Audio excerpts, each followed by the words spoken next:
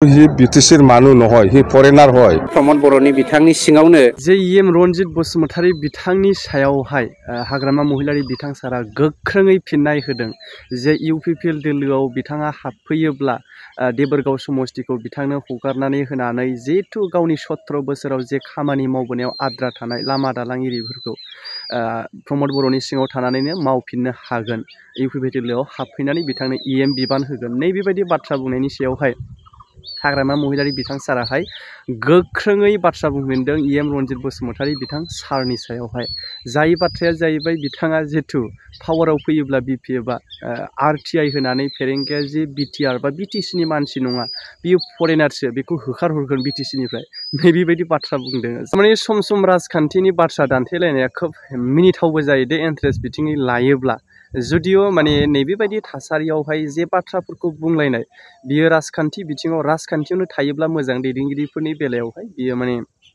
मोगथाङाव फैनानै गावजों गाव हाखाखुन्दा जालायनांगौ नैबेबायदि थासारि सोरजिनाङा एक्चुअलि राजखान्थियावहाय बयबो पावारखौ लुबैनानै जाय बाथ्राया बुंथावा बेफोरखौ बुंनायाबो सोलिबाय थानायखौ जोङो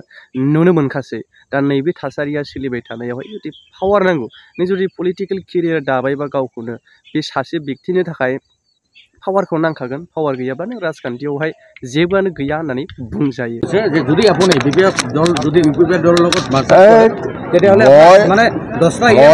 মই কৈছো ফেৰেংগাক মই কৈছো এই ফেৰেংগায়ে এনেকুৱা খোৱাৰ কোনো অধিকাৰে নাই যেটো হি বিটিচিৰ মানুহ নহয় হি ফৰেনাৰ হয় চাই থাকক সরকার আমার আহি আছো মই আরটিআই কৰি পেলাই ফেৰেংগাক এই বিটিচি পৰা আউট কৰিম 2008 চনত আহা এই ফেৰেংগা আপনি প্রাক্তন চিফ দেবরগাঁও সমষ্টিত আপনাক তৈয়ার কৰিব বুলি কৈছে যদি ইউপিপিএলত যোগদান কৰে মই কৈছে না তাৰ কথা কিবা মূল্য আছে হা এবিলাক কথা বাদ দে ক বেলেগ টিয়াराव गोबांथार हानि जेंना दङ जोंनि सरकार फैनायनि सिगां 34% बर'फोराल' हानि पाट्टा दंजायोमोन दिनै जोङो अनजिमा गैयै हानि जेंनाखौ जोङो फोजोबबाय दासिमाव 2,60,000 मानसिनि हानि जेंनाखौ जों फोजोबदों बेवहाय पाट्टानिल' खोन्था नङा जेंना आं गासैबो जेंनाखौ सरजाबजोबदों गतिके फैगौ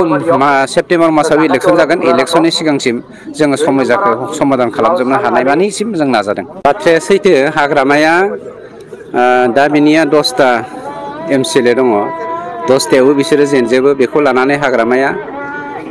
नेशनल पलिटिकल पार्टीजों मार्च आप जानायनि थाखाय सावरायगासिनो दङ आं बर' हारिनि खौसेथिनि स्वार्थआवहाय हाग्रामाखौ दाखालिबो नोंथांमोननि मिडियानि गेजेरजोंनो बे बाथ्राखौ बुंखाबाय इउपिपिएलआव फैयोब्ला जों बिथांनो देबोरगाव समस्तिखौ हगारना होगोन आरो मोनसे खोथाखौ आं एड खालामनो गोसो जाबावदों हाग्रामाया इरिगेसन डिपार्टमेन्ट आरो पिडब्लिउडि डिपार्टमेन्टआव बहुत आद्रा खामानि मावनाय दङ गतिके बे बिथाङा फैयोब्ला इरिगेसन डिपार्टमेन्ट आरो इएम डिपार्टमेन्टनि इएम होनो थाखाय जोंनि इउपिपिएल दोलोआ राजि जेराव जोंनो सरकार बानायखागोन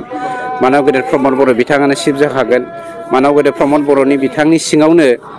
थानानै बिथाङा गावनि आद्रा जानाय खामानिखौ लामा सामानि खामानि आद्रा जानाय दलां हाजार दलां आद्रा खालामनानै गालांदों आरो इरिगेसन डिपार्टमेन्टखौ बिथाङा हाजार माने आद्रा खालामनानै गालांदों बेफोरखौ मावफुंनो थाखाय जोंनि इउपिपिएल दोलोनिफ्राय बिथांनो जों बान्था हिसाबै बेखौ होगोन